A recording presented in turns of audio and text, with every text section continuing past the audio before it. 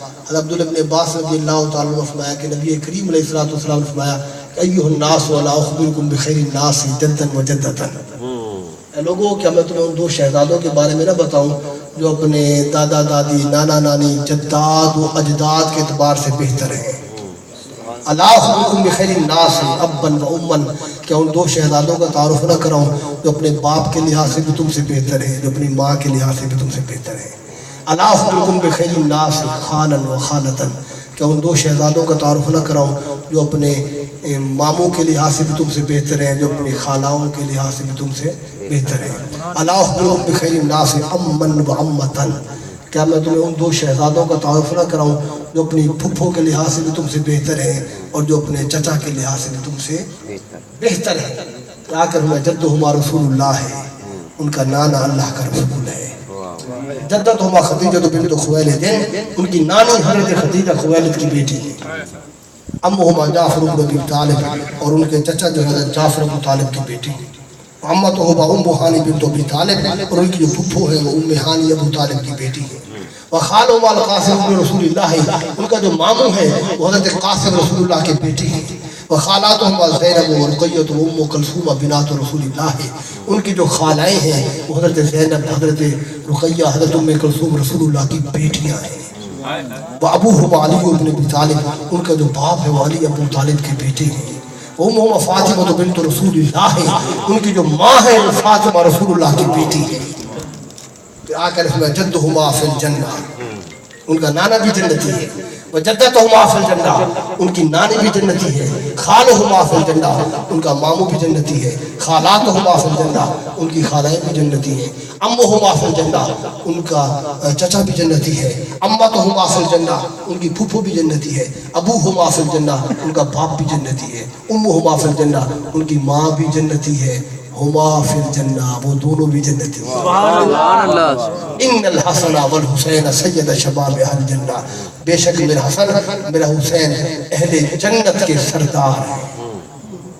کیا ہے؟ اہل جنت کے سردار ہیں۔ ایک اور مقام پہ آ کر ہمیں نحن ولد عبد المطلب سادات اہل الجنہ، ہم جو عبد المطلب کے بیٹے ہیں، ہم جو عبد المطلب کے بیٹے ہیں، ہم جو عبد المطلب کی اولاد ہیں، اہل جنت کی سیادت، اہل جنت کی قیادت، اہل جنت کی امارت، اہل جنت کی بادشاہی عبد المطلب کے بیٹوں کے ہاتھ میں ہے۔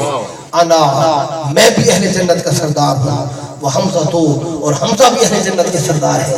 وہ علی، اور علی بھی اہل جنت کے سردار ہے۔ وہ جعفر، اور جعفر بھی اہل جنت کے سردار ہے۔ والحسن، اور حسن بھی اہل جنت کے سردار ہے۔ والحسین، اور حسین بھی اہل جنت کے سردار ہے۔ والمہدی، میرا بیٹا مہدی بھی اہل جنت کا سردار ہے۔ شاہد آپ مبارک ہو، اللہ آپ کو سلامت رکھے۔ شاہد آپ مبارک ہو، اللہ آپ کو سلامت رکھے۔ ہم تو ماننے والے ہیں اور یقین کریں ہمارے پاس کچھ بھی نہیں ہے، صرف ادب ہے، اور اسی ادب پر مان ہے۔ نسبتوں پر ہمیں کیا ہے؟ مان ہے۔ نہ علم پر ہمیں کوئی فخر ہے، نہ عمل پر کوئی فخر ہے، اور نہ ہونا چاہیے۔ اور اللہ کا فضل جو ہے وہ ہے بھی ادب والے کے اوپر۔ بولیے کس پر ہے؟ ادب والے کے اوپر ہے۔ اللہ تعالیٰ ادب عطا فرمائے، محبت عطا فرمائے۔ بخاری شریف میں ایک حدیث ہم نے پڑھی تھی، علامہ غلام رسول سعیدی رحمۃ اللہ تعالیٰ علیہ کے پاس، بخاری شریف ان کے پاس پڑھی تھی، تو ایک حدیث شریف انہوں نے بیان کی۔ شادی کا موقع ہے، میرے ذہن میں آگے چلے میں بیان کر دیتا ہوں۔ یہ بھی بخاری شریف کی پہلی جلد میں ہے کہ ایک صحابی سے جب یہ ہجرت کر کے واپس آئے نا، صحابہ ہجرت کر کے مدینہ شریف تشریف لائے، تو اسرت کا دور تھا، تنگ دستی کا، مفلسی کا، مفلوق الحالی کا، بہت غربت کا دور تھا۔ جو مہاجرین تھے بہت تنگ دست تھے، اسرت کا عالم تھا۔ تو اہل مدینہ جو تھے، انصار، بنو انصار جو تھے، وہ اللہ نے ان کو دولت دے رکھی تھی، اہل ثروت تھے۔ تو انہوں نے فرمایا کہ ایک انصاری ایک مہاجر کا ہاتھ پکڑ لے۔ تو ایک حضور کے غلام تھے، مہاجر تھے، بہت غریب تھے۔ تو کچھ دنوں بعد، وہ ہجرت کے کچھ دنوں بعد وہ حضور کی بارگاہ میں حاضر ہوئے، تو انہوں نے جو لباس کیا رکھا تھا نا، لباس، اس پہ زرد رنگ تھا۔ کیا تھا؟ یہاں بھی شاید کہیں رواج ہو، جو دہی علاقے ہیں نا اپنا ہمارے روہی کے یا ڈیرہ غازی خان کی طرف جائیں تو وہاں ابھی یہ رواج ہے، وہ رنگ پھینکتے ہیں دولہے پر. تو سریک علاقے اچھا وہ جو دولہے پہ پھینکتے رنگ، یہ عرب کا رواج ہے. کہاں اور یہ زمانے جاہلیت میں بھی تھا، عرب کا. آقا کریم علیہ الصلوۃ والسلام نے جب ان کا رنگ دیکھا نا، ابھی اس نے سرد رنگ اس کے کپڑوں پر ہے اور ہاتھوں پر، حضور کریم علیہ الصلوۃ والسلام دیکھ کے فرمایا کیا تم نے شادی کر لی؟ بخاری شریف کی پہلی جلد میں یہ حدیث ہے، کیا تم نے شادی کر لی؟ آقا نے حیرانگی مرتے حیرت ہے. بھئی یہ شادی کرنا اب بھی مشکل ہے، اس وقت بھی مشکل تھا. مطلب یہ ہے کہ ابھی ایک غریب بندہ اور اسے ابھی مہاجر بن کے ہے، غریب ہے، چند دن میں شادی کر لی تو کہاں سے ریت پیل ہو گئی، اتنی اللہ نے فرصت دے دی. حضور نے حیرانگی پوچھا کیا تم نے شادی کر لی؟ ہاں کہا یا رسول اللہ میں نے شادی کر لی. اس میں ایک بہت بڑا پیغام ہے، وہ بھی آپ کو دیتا ہوں. حضور کریم علیہ السلام نے فرمایا کہ کیسے؟ کہ یا رسول اللہ جب آپ نے ایک مہاجر کو، ایک انصاری کو بھائی بھی بنایا تو میرا ہاتھ بھی ایک انصاری کے ہاتھ میں دیا، تو مجھے اپنے گھر لے کے جا رہا تھا اپنے مال میں سے آدھا حصہ دینے کے لیے. تو میں نے اسے کہا کہ مجھے تو اپنے گھر میں لے کے نہ جا، میں بازار جانا چاہتا ہوں، کوئی تجارت کرنا چاہتا ہوں، کوئی کمانا چاہتا ہوں، تو مجھے بازار کا راستہ دکھا. تو اس نے مجھے بازار کا راستہ دکھایا. یہ تجارت کے فضائل میں حدیث ہے، بازار کا راستہ دکھایا. تو آگے یا رسول اللہ میں نے کاروبار شروع کر دیا، تھوڑے سے ایسے کاروبار شروع کیا، اللہ نے برکت رکھا. تو تجارت میں برکت ہے، تجارت میں کیا ہے بولیے؟ برکت ہے، برکت ہے. تو میں نے تجارت شروع کر دی، اللہ تعالیٰ نے برکت ڈال دی اور اللہ تعالیٰ نے مجھے فرصت عطا فرما دی کہ میں نے شادی کر دی. حضور کریم علیہ السلام نے فرمایا اچھا یہ بتاؤ کہ کنواری لڑکی سے شادی کی ہے؟ آگے یا رسول اللہ نہیں، میں نے کنواری سے شادی نہیں کی، میں نے بیوہ سے شادی کی.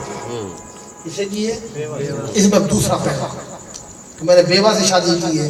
آقا کریم علیہ السلام فرمایا کہ تم تو جوان ہو، تو تم نے جوان لڑکی سے شادی کیوں نہیں کی، تم نے بیوہ سے شادی کیوں کی؟ کہا کہ یا رسول اللہ میں نے اس لیے اسے شادی کی کہ میرے چھوٹے چھوٹے بہن بھائی ہیں. واہ واہ، کیا ہے یہ تیسرا پیغام اسی حدیث میں. پہلا یہ کہ زرد رنگ کو حضور نے پھر منع نہیں فرمایا، اس کو قائم فرمایا. اس سے اوپٹن کا ثبوت نکل آیا. کس کا؟ اوپٹن کا. بھی اس میں اگر آپ اوپٹن یا کوئی بھی آپ کا رسم و رواج ہے معروف علاقے کا تو اس حدیث سے خود بخود جائز ہو گیا، بشرطے کہ اس میں لاو و لاب نہ ہو. ٹھیک ہے نا، بےہودگی نہ ہو. علاقے کا جو عرف ہوتا ہے نا، مفتی اس کا خیال رکھتا ہے. اس حدیث سے جواز نکل آیا. اس کا زرد رنگ کا کہہ دے، اوپٹن کہہ دے، جو بھی آپ مایوں کہہ دے، جو بھی آپ نام دے دیں. اس حدیث ایک تو یہ مسئلہ نکلا. دوسرا یہ ثابت ہوا کہ تجارت میں برکت ہے. آقا نے فرمایا کہ ید العلیٰ خیر من ید السفلی، اوپر والا ہاتھ نیچے والے ہاتھ سے بہتر ہے. اوپر والا ہاتھ نیچے والے ہاتھ. ناراض نہ سوائے ایسا مولوی پیر مذہبی طبقہ جتنا ہے سارا ہاتھ اوپر والا ہے، تلے والا ہے. ہمارا ہاتھ اوپر والا ہے، مذہبی طبقہ ٹوٹل الا ماشاء اللہ کے ساتھ. اس کا صنعت ہر جگہ ہوتا ہے نا، القلیل و کل معدوم ہے. قلیل جو ہوتا ہے وہ معدوم ہوتا ہے، اس کو ڈسکس بھی نہیں کیا جاتا، تو کثیر کی بات زیادہ کی جاتی ہے. تو ساروں کا ہاتھ مذہبی طبقے کا، قطب الاقطاب کا بھی ہاتھ نیچے اور غوث الاغواث کا بھی نیچے ہے. ساروں کا ہاتھ نیچے ہے. اور اوپر والا ہاتھ کس کا ہے؟ اسٹیل ورکس والے کا. وہ جو کسان ہل چلا رہے ہیں، وہ جو مزدوری کر رہا ہے اس کا، وہ جو چودھری ہے یا خان ہے یا ملک ہے، اس کا ہاتھ کیا ہے؟ اوپر والا. اور نیچے والا ہاتھ پورے مذہبی طبقے کا. اور ظلم یہ ہے، ہم نے پیری مریدی کے ضابطے سارے بدل دیے. ظلم یہ جو ہاتھ سفلا ہے وہ بیعت کرا رہا ہے. جس کو حضور نے کہا کہ اوپر والا ہاتھ نیچے والے ہاتھ سے بہتر ہے. اوپر والا ہاتھ مرید کا ہے، نیچے والا ہاتھ پیر کا ہے. بات سمجھ رہے ہیں؟ حالانکہ ہونا تو یہ چاہیے تھا کہ اوپر والا ہاتھ پیر کا ہو، نیچے والا ہاتھ مرید کا ہو، کہ مرید کو مٹی کا دیا بھی میسر نہیں اور پیر کا گھر فانوس سے روشن ہے. بات یہ ہے کہ ایک پیغام تو یہ ملا تجارت والا، کس والا؟ اور تیسرا یہ ملا کہ آقا یا رسول اللہ میرے چھوٹے چھوٹے بہن بھائی ہیں. اور میں نے یہ چاہا کہ چونکہ والدین نہیں ہیں، کوئی سرپرستی نہیں ہے، اور میں شادی کر لیتا اگر جوان خوبصورت لڑکی کے ساتھ، تو میرے بہن بھائی پیچھے متاثر، ان کی تعلیم، ان کی تربیت، ان کی پرورش، ان کا رہن سہن، طرز بود باش، سب کچھ ان کا متاثر ہوتا نا، سادہ لفظوں میں وہ رول جاتے ہیں. تو میں نے اسی لیے جو ہے ان سے شادی کی کہ میرے چھوٹے بہن بھائیوں کی بھی پرورش ساتھ ساتھ وہ کرتی رہے. تو یہ بھی ایک بہت بڑا پیغام میں آپ کو دے رہا ہوں حضور کی حدیث پاک سے، بہت بڑا پیغام دے رہا ہوں کہ بھی آپ نے، کیونکہ دو خاندانوں کا ملاپ ہوتا ہے، یہ شادی جو دو خاندانوں کا بندھن ہوتا ہے، اس میں آپ نے رشتوں کا تقدس، رواداری، تحمل، بردبار، برداشت، کئی کڑوے گھونٹ آپ کو پینے پڑیں گے، اور پینے چاہیے، اور آپ کو پینے پڑیں گے، تبھی جا کے بندھن بندھے رہتے ہیں. یقین کریں اگر بندھن آپ نے باندھنا ہے نا اس پرفتن دور میں جس سے ہم گزر رہے ہیں، تو پھر اس میں کئی کڑوے گھونٹ آپ کو پینے پڑیں گے، اور وہ پینے بھی چاہیے. یہ ہمارے اسلاف کا طریقہ ہے. یہ بھی اس میں ایک پیغام ہے. حضرت ابو ذر غفاری بہت صوفی صحابی تھے، یہ بھی ریلیٹیو حدیث ہے، بیان کرنے زیادہ چاہتا ہوں. وہ شادی نہیں کر رہے تھے ابو ذر غفاری رحمۃ، بڑے صوفی، اور حضرت عمر فاروق رضی اللہ عنہ کو مدینہ سے نکال دیا تھا، بھائی اے مدینہ راضی ایک کام خراب.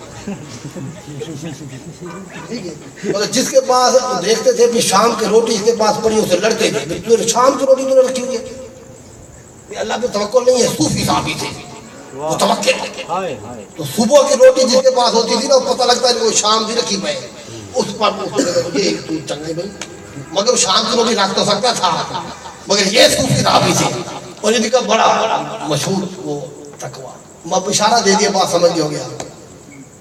تو انہوں نے پھر ایک سیاہ فام جو عورت تھی نا، سیاہ فام بیوہ، اور یہ خود عرب کے تھے، سرخ و سفید، قد کاٹ والے سردار، سمجھ رہے ہیں، اور انہوں نے سیاہ فام ایک بیوہ سے شادی کی. کسی نے کہا بھئی سیاہ فام بیوہ سے شادی، انہوں نے کہا صرف حضور کی سنت کو اپنانے کے لیے میں نے کی، میرے شہوت اور لذت کے لیے نہیں کی، صرف حضور کی، جو کہ آقا کی یہ سنت نہ رہ جائے، میں نے اسی لیے مسئلہ پیشا. اس میں بھی بہت بڑا پیغام ہے، بہت بڑا پیغام ہے. اللہ تبارک و تعالی آپ کو سلامت رکھے، اللہ آپ کو آمین، اور ہمیں صحیح معنوں میں اسوہ رسول پہ عمل کرنے کی توفیق عطا، اسوہ رسول پہ، کیونکہ اسوہ رسول میں کامیابی ہے. بولیے کیا؟ آپ کو چاہے وہ اچھی لگے یا نہ لگے، وہ طرز، کیونکہ آج کل ہم ماحول دیکھ رہے ہیں نا، تو اچھا لگے یا نہ لگے، مگر کامیابی اسوہ رسول میں. بولیے کس میں ہے؟ اسوہ رسول میں. آپ اسوہ رسول کو اپنائیں، اسوہ فاطمہ کو اپنائیں، اسوہ علی کو اپنائیں. آپ اس کو مطالعہ کریں، اور میں یہ نصیحت بھی کرتا ہوں آپ کو کہ آپ مطالعہ کریں، علم کی دنیا میں آئیں، اور پوری کوشش کریں گے. یا اللہ رب العالمین، میں تیرے محبوب کے نقش قدم پہ چلنے کی کوشش کر رہا ہوں، تو برکت عطا فرما، خیر عطا فرما، مجھے استقامت عطا فرما، مجھے طاقت عطا فرما، میری مدد فرما. وما توفیقی الا باللہ وما علینا الا البلاغ.